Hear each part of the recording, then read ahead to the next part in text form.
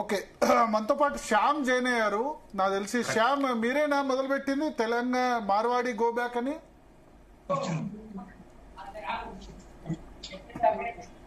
Shyam audio రావట్లేదు, Shyam unmute చేయండి sir. ఇప్పుడు ఓకేనా? యా చెప్పండి. పెద్దలు ప్యానెల్లో ఉన్నటువంటి పెద్దలందరికీ నమస్కారం సార్, గుడ్ ఈవినింగ్ సార్. ఇప్పుడు సార్ చెప్పింది పెద్ద ఆయన ఎవరైతే బీజేపీ మాజీ ఎమ్మెల్యే గారు అనుకుంటా, సార్ పేరు ఏం పేరు నాకు ప్రేమ్ సింగ్ సార్. నమస్తే సార్.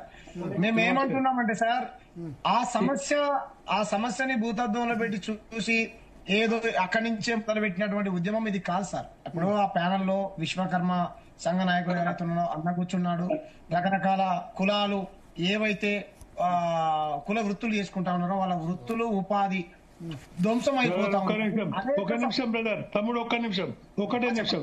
అయితే మీరు ఒప్పుకున్నారా ఆ సంఘటన ఏదైతే పార్కింగ్ మీద అయిన దానికి దీనికి సంబంధం లేదని? దానికి ఆధారం చేసుకుని ఇంత పెద్దగా చెప్తున్నారు, మీరు ఒప్పుకుంటున్నారా? దానికి ఉద్యమానికి సంబంధం లేదు సార్. అంటే సంఘటనను పట్టుకొని మీరు ఇవన్నీ అంటున్నారు, దానికి సంబంధం లేదా? ఆ పార్కింగ్ అనేది గొడవ లేదా? దానికి పట్టుకొని మాకు కొట్టారు, మాకు తిట్టారు, మాకు ఆ రకంగా చేశారని వదిలేశారా? కొట్టిన మాట వాస్తవం, తిట్టిన మాట వాస్తవం, కులం పేరు దానికి అక్కడ ఆ విషయం దానికి మర్చిపోవాలి కదా. దానికి చట్టం ఉంది, చట్టంతోనే శిక్ష పడతారు, వాళ్ళకు తీసుకుంటారు, శిక్ష చేస్తారు. అర్థం చేసుకోండి, ఇది భారతదేశము, ఇది తెలంగాణ. ఈ విశ్వంలో మొత్తం మన పేరు ప్రతిష్ట వచ్చింది హైదరాబాద్ నగరానికి. హైటెక్ సిటీ వల్ల కానివ్వండి, లేకపోతే హైదరాబాద్ ఇంత పెద్దగా అయింది. మన వాళ్ళందరూ ఆదుకుంటున్నాం, ఎవరు వచ్చినా కూడా ప్రపంచం నుంచి ఇక్కడ వచ్చిన వాళ్లకు మనం గౌరవం ఇస్తున్నాము, వాళ్ళకి ఆదుకుంటున్నామని పేరు వచ్చింది. మన వాళ్ళకు ఉద్యోగం దొరుకుతున్నది, అవకాశాలు వస్తున్నాయి. అది పార్కింగ్ సమస్య లేదు, మిగిలిన ఏం సమస్య లేదు. ఒక నిమిషం శ్యామ్ గారిని మాట్లాడిద్దాం. చెప్పండి శ్యామ్ గారు. సరే సరే నాకంటే పెద్దవాళ్ళు మీరంటే నాకు గౌరవం ఉన్నది. నేను ఏమంటున్నాను సార్, మనుషులు ఎవరిని వెళ్ళిపో అనేటువంటి హక్కు నాకు లేదు, నీకు లేదు, ఎవరికి లేదు. మనందరం భారతీయులం, రైట్. నెంబర్ 1 నేనేమంటున్నానంటే, తెలంగాణ ఆంధ్ర ఉద్యమం చేసినప్పుడు కూడా ఆంధ్ర గో బ్యాక్ అన్నాం, రకరకాల పాటలు పాడాము, రకరకాల నినాదాలు ఇచ్చాము. మనకు ఏమంటారు, మీ తెలంగాణ వాళ్ళకు వ్యాపారం చేసుకోవడం రాదురా, హైటెక్ సిటీని డెవలప్ చేసింది మేమేరా అంటే ఇంకేమన్నా శ్యామ్ వ్యాపారం గురించి కాదు, అప్పుడు నీళ్లు నిధులు నియామకాలు. ఓకే, తెలంగాణ ఉద్యమంలో న్యాయం ఉందని భావించి కాబట్టే 36 రాజకీయ పార్టీలు సపోర్ట్ చేసాయి. ఇప్పుడు మార్వాడి నీళ్ళు ఏమైనా దోచుకోపోతున్నారా తెలంగాణ నుంచి, లేకపోతే నియామకాలు ప్రభుత్వ ఉద్యోగాల వాళ్ళు ఏమైనా వస్తున్నారా, లేకపోతే నిధులు ఏమైనా దోచుకుపోతున్నారా? వాళ్ళు ఖర్చు పెట్టిన తెలంగాణకి కదా వస్తుంది. రైట్ మంచిదే సార్. నేను ఏమంటున్నానంటే, వీళ్ళు ఏవైతే కంపెనీలు పెట్టుకుంటా ఉన్నారో, ఇక్కడ భూములు కొనుక్కుంటా ఉన్నారో, ఇక్కడ పరిశ్రమలు పెట్టుకుంటా ఉన్నారో, మా స్థానికస్తులకు 80% అవకాశాలు కల్పియాలి. ఏదైతే మీరు చెప్తా ఉన్నారు కదా, మనందరం భారతీయులం, హిందువులం, బంధువులం అంటున్నారు. మనందరం బంధువులమే సార్. ఈ దేశమే మీరు చెప్తున్నటువంటి కోణంలో హిందూ దేశమే అని అనుకుందాం. మీరు చెప్తున్నటువంటి హిందుత్వవాదులు అంటే ఎవరైతే మా మీద బుద్ధలేస్తా ఉన్నారో, మహారాష్ట్రకు సంబంధించినటువంటి శివసేన వ్యవస్థాపకులు దాదాసాహెబ్ బాల్ఠాక్రే మరాఠీ వాదం కోసం కడదాకా కాషాయ బట్టలు వేసుకొని చచ్చిపోయాడు కదా సార్. ఆయన ఏం చెప్పాడు సార్, మా ప్రాంతం వాళ్ళకు ఎవరు ఇక్కడ కంపెనీ పెట్టుకున్నా, వ్యాపారం పెట్టుకున్నా, ప్రాంతం వాళ్ళకి 80% ఉద్యోగ ఉపాధి అవకాశాలు కల్పించిన తర్వాతనే వేరే వాళ్ళకి కల్పించాలని చెప్పాడు కదా.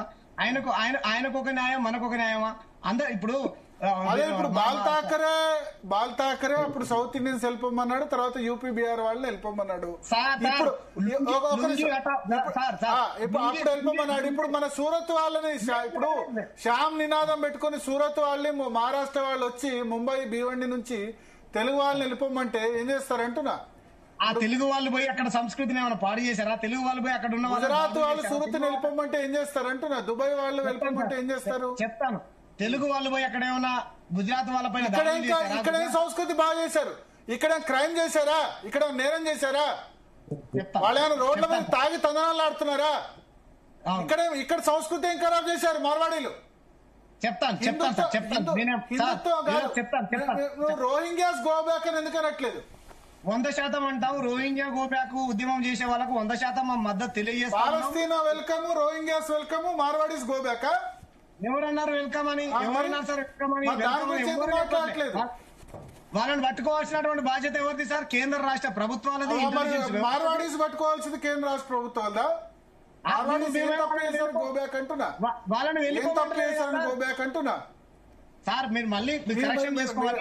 మీరు ఏదో మీరు ఇంతకుముందు మాట్లాడుతూ హిందూ వెళ్ళిపోమంటలేదు సార్, మనుషుల్ని వెళ్ళిపోమంటలేదు సార్. యాంకర్ గారు ఒక నిమిషం, యాంకర్ గారు యా ఇప్పుడు మార్వాడి కానీ గుజరాతీ కానీ ఏ ఇండస్ట్రీ కూడా పెడితే ఫస్ట్ ఏం ఆలోస్తారు, ఎవరైనా లోకల్ నుంచేనే ఎవరైనా పని మీద వస్తే, ట్రైన్ ఉంటే, మేనేజర్స్ ఉంటే, అందరు లోకల్ వాళ్ళు ఉంటేనే ఇంకా ఫ్యాక్టరీ స్మూత్ నడుస్తుంది. వాళ్ళని తీసుకోవట్లేదు. ఇప్పుడు శ్యామ ఆరోపణలు గుప్పిస్తున్నారు, బయట నుంచి ఎవరైనా వస్తాడు, లోకల్ వాళ్ళని తీసుకోవట్లేదు, బయట నుంచి ఎవరైనా చేస్తాడు. అది సామాన్యకి బుద్ధి కాదు. మనకి ఇంటి పక్కన ఎవరైనా దొరుకుతున్నారు, మంచి చెడ్డలో ఆయన ఎక్కువ పని చేస్తాడు, ఆయనకి ఇడిసేసి బయట నుంచి ఎవరైనా తెస్తాడా? మనకి దొరకలేదంటేనే బయట నుంచి మనుషులు వస్తున్నారు. ఇప్పుడు బీహార్ నుంచి వస్తున్నారు, జార్ఖండ్ నుంచి వస్తున్నారు, ఆసాం నుంచి వస్తున్నారు, అన్ని ప్రాంతం నుంచి మనుషులు వస్తున్నారు. మన వాళ్ళు కూడా పని చేస్తున్నారు, ఇక్కడ చేస్తున్నారు, ఏం ప్రాబ్లం ఉంది? యా శ్యామ్ గారు, ఇప్పుడు మీరు స్పెసిఫిక్ గా చెప్పండి, పలానా కంపెనీలో పలానా చోట్ల తెలంగాణ వాళ్ళకి కాకుండా చేశారు. నాకు తెలిసి మార్వాడీస్ మోస్ట్లీ మీరు అనుకున్నది మేబీ వేరే కావచ్చు. మార్వాడీస్ మోస్ట్లీ వాళ్ళు చిన్న సైజు వాళ్ళ కిరాణా కొట్లు నడుపుకుంటారు మోస్ట్లీ. చెప్పండి. కొన్ని కంపెనీ హైదరాబాద్ లో దాదూస్ ఉన్నది, బింగోలీస్ ఉన్నది, లేకపోతే ఢిల్లీ మిఠాయి వాళ్ళ ఉన్నది, ఇటువంటి రకరకాల కంపెనీలు పెట్టుకున్నటువంటి మా మార్వాడి అన్నలే ఉన్నారు. మార్వాడి అన్నలు వ్యాపారాలు చేసుకుంటా ఉన్నారు. ఎంతమంది తెలుగు వాళ్ళు పనిచేస్తున్నారు సార్? రైట్, ఓకే, పనిచేస్తున్నారు. ఇద్దరిని ముగ్గురిని ఎగ్జాంపుల్ గా చూపించి తెలుగు వాళ్ళు లేరా అనేటువంటి చూపించి దబాయించే ప్రయత్నం చేయదు. మెజారిటీగా, ఎందుకంటే ఇక్కడ నీళ్లు మాయి, ఇక్కడ భూమి మాది, మరి మా ప్రాంత బిడ్డలకు మీరు మెజారిటీగా అవకాశాలు కల్పించాలి కదా. రెండో ప్రశ్న, ఇక్కడ సార్ చెప్పినట్టు ఎవరైనా రావచ్చు, వ్యాపారం ఎవరైనా పెట్టుకోవచ్చు సార్. బంగారం షాప్ పెడుతున్నాడు, పక్కన ఇంకో మహారాష్ట్ర మన రాజస్థాన్ నుంచి ఇంకో మార్వాడి అన్న వస్తున్నాడు, పక్కన వెండి దుకాణం పెడుతున్నాడు, ఆ పక్కన పైపుల దుకాణం పెడుతున్నాడు, ఆ పక్కన పెయింట్ దుకాణం పెడుతూ ఉన్నాడు. స్థానికస్తుడు వ్యాపారం పెట్టుకోవాలి అని అంటే స్థానికస్తుడు పక్కనే షెల్టర్ రూమ్ కిరాయికి తీసుకున్న ₹1,00,000 అడ్వాన్స్ ఇస్తే మన నార్త్ నుంచి వచ్చినటువంటి వ్యాపారస్తుడు 4 లక్షల కంటే ఈయన ఇంకో 4 లక్షలు అదనంగా ఇచ్చి ఆయనకంటే నేను ఎక్కువ ఇస్తానని ఈయన దగ్గర నుండి ఆ రెంట్కి ఇచ్చినటువంటి షాపుని ఈయన తీసుకుంటా ఉన్నాడు. ఎందుకంటే ఇక్కడ ఉన్నటువంటి మన కులాల దగ్గర అంతగానో డబ్బులు ఉండవు, ఎందుకంటే వాళ్ళ దగ్గర యూనిట్ ఉంటుంది, మా దగ్గర యూనిట్ లేదు. అదే కదా, మేము యూనిటీ చేసుకోవడం కోసం మన ఇంట్లో మన తమ్ముడు మన అన్ననో తప్పు చేస్తాడు సార్, నాయన అట కాదురా నాయన, ఇట్లా సాప కింద నీరులాగా నార్తలు మొత్తం పాకిపోతా ఉన్నారు, మనకు అన్యాయం జరుగుతుంది, ఆత్మహత్యలు చేసుకుంటా ఉన్నారు, మనం ఐక్యతగా ఉండాలి, మన వ్యాపారం మనమే చేసుకోవాలి, బయట వాళ్ళు కూడా వచ్చి మన దగ్గర పెట్టుకుంటే మనకు మెజారిటీగా అవకాశాలు కల్పించాలని కదా మేము ఉద్యమం చేసేది. వాళ్ళని వెళ్ళిపోమని ఎవరు చెప్తున్నారు సార్? తప్పుగా అర్థం చేసుకుంటా ఉన్నారు. ఆంధ్ర గో బ్యాక్ అన్నాం భరత్ గారు. ఆంధ్ర గో బ్యాక్ అంటే ఆంధ్ర వాళ్ళు వెళ్ళిపోయారా సార్? మనుషులు వెళ్ళిపోయారు సార్. అధికార వికేంద్రీకరణ కదా సార్ జరిగింది. వాటాల కోసం, నీళ్లు నిధులు నియామకాల కోసమే కదా సార్ జరిగింది. మా శ్రీకాంతాచారి తెచ్చిపోయింది. ఆంధ్ర గో బ్యాక్ అంటే దానిలో కూడా మీకు ఉద్యమ సమయంలో కడుపు కోసం వచ్చిన వాళ్ళకి మాకు అభ్యంతరం లేదు, మా పొట్టను కొట్టే వాళ్ళు ఎందుకని చెప్పి లగడపాటి, కావూరు ఇట్లా అప్పుడు పేర్లు చెప్పారు. వాళ్ళ మీద మా ఫైట్ తప్ప సామాన్య ఆంధ్ర మీద ఫైట్ లేదని తెలంగాణ ఉద్యమంలో చెప్పారు. అది జస్టిఫైడ్ డిమాండ్ అనిపించింది, నీళ్లు నిధులు నియామకాలు అనిపించింది. భారత రాజకీయ పర్వం కూడా ప్రత్యేక రాష్ట్రం అన్నది తప్పేం కాదు, రాజ్యాంగ పరిధిలో అడుగుతున్నాం అన్నది. మీరేమంటారు? రాజ్యాంగ పరిధిలో ఇక్కడ బిజినెస్ చేయకూడదు అంటారు కదా. మీరు అంబేద్కర్ నమ్మితే దేశంలో ఎవరైనా ఎక్కడైనా బిజినెస్లు చేసుకోవచ్చు. తర్వాత భారత రాజ్యాంగ పరిధిలోనే తెలంగాణ ఉద్యమం జరిగింది. ఎట్లా? స్థానికులకు ఉద్యోగ అవకాశాలు 80% ప్రెసిడెన్షియల్ ఆర్డర్ లో ఉంది కదా. కానీ బిజినెస్ లో స్థానికులు మాత్రమే బిజినెస్ చేయాలి, బయట వాళ్ళు బిజినెస్ చేయాలని లేదు. అది కేవలం షెడ్యూల్డ్ ఏరియాలో మాత్రమే, ట్రైబల్ గిరిజన ఏరియాస్ లో నాన్ ప్లేన్ ట్రైబల్స్ కూడా చేయడానికి వీలుండదు. మనం రాజ్యాంగ పరిధిలో మాట్లాడదాం కదా. స్థానికులకు ఉద్యోగ అవకాశాలు అన్నారు. ఎస్, స్థానికులకు ఉద్యోగ అవకాశాలు కల్పించండి అని దాదూసుకు వెళ్ళండి, వాళ్ళకి రిక్వెస్ట్ చేయండి, ఎవరికి అభ్యంతరం ఉండదు. నేనేమంటా అంటే మీ ఉద్యోగం ఒక పద్ధతిలో వెళ్ళండి, కానీ మొత్తం మార్వాడీస్ గో బ్యాక్ అంటే వాళ్ళు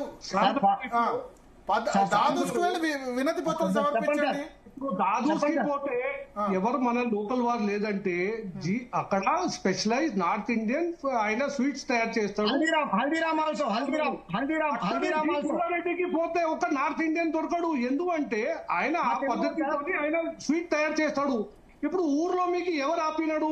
మీరు 4 లక్షలు లేదు 5 లక్షలు ఇచ్చి తీసుకోండి. ఎవరికి ఇష్టం ఉంది ఆయన పైసలు పెడతాడు. ఎవరు ఎక్కువ పైసలు ఇస్తే ఆయనకి దుఃఖం ఇస్తాడు రెంట్ మీద. దాంట్లో ఏం తప్పు ఉంది? మేము ఇక్కడ పుట్టినామా? మేము ఇక్కడ పని చేస్తున్నామా? మేము బయట వాళ్ళు అయిపోయినామా? మీరు ఇక్కడే ఉన్నారు, మేము కూడా ఇక్కడే పుట్టినామా? మాకు కూడా యుఎస్ లో యుఎస్ సిటిజన్ వస్తుంది. మేము తెలంగాణలో పుట్టినాం అందరు. మేము ఇక్కడే పని చేస్తున్నామా? ఇప్పుడు మేము బయట వాళ్ళు అయిపోయినామా? ఈ దేశంలో ఒకటి రూల్ నడుస్తుందా? లేదంటే తెలంగాణకి సెపరేట్ రూల్ ఉందా? ఇంకా ఏదైనా మేము తప్పు చేస్తే ప్రభుత్వం ఉంది, సిస్టమ్ ఉంది, గవర్నమెంట్ ఉంది. మీరు వాళ్ళందరితో ఎక్కువైపోయినారా? మీరు ఒకటే చెప్పేస్తే మేము వెళ్ళిపోవాలి? వెళ్ళిపోమని ఎవరు చెప్పట్లేదు సార్. మీరు మరొకటి గో బ్యాక్ ఎందుకు చెప్తున్నారు? సో కాబట్టి శ్యామ్ ఒకటి క్లారిటీ అండి. గో బ్యాక్ అంటే వెళ్ళిపోమని కాదు, అంతేనా అర్థం? గో బ్యాక్ అంటే మనుషుల్ని వెళ్ళిపోమని కాదు, కల్చర్ ని వెళ్ళిపోమని. కల్చర్ ఏదైతే బలవంతంగా మీరు ఇప్పుడు నాతో మాట్లాడుతూ ఎవరు బలవంతంగా చేస్తారు? ఏ ఇన్సిడెంట్ ఉంది బలవంతంగా? మీరు బలవంతంగా చేస్తే పోలీస్ కంప్లైంట్ పెట్టాలి, మీరు యాక్షన్ తీసుకోవాలి. ప్రభుత్వం లేదా, లా అండ్ ఆర్డర్ లేదా, సిస్టమ్ లేదా ఇక్కడ? ఇన్సిడెంట్ కాలేదంటే బలవంతంగా చేస్తాడు మార్వాడి గుజరాతీ? మీకు ఎవరు చేస్తాడు? వాళ్ళందరూ మీరు పోలీస్ కంప్లైంట్ పెట్టండి. నరసింహాచారి గారు జాయిన్ అయ్యారు. భరత్ గారు అవకాశం ఒక్క నిమిషం, మళ్ళీ అవకాశం. మీరు చెప్పారు కదా మీ ఆర్గ్యుమెంట్. నరసింహాచారి గారు గోల్డ్ స్మిత్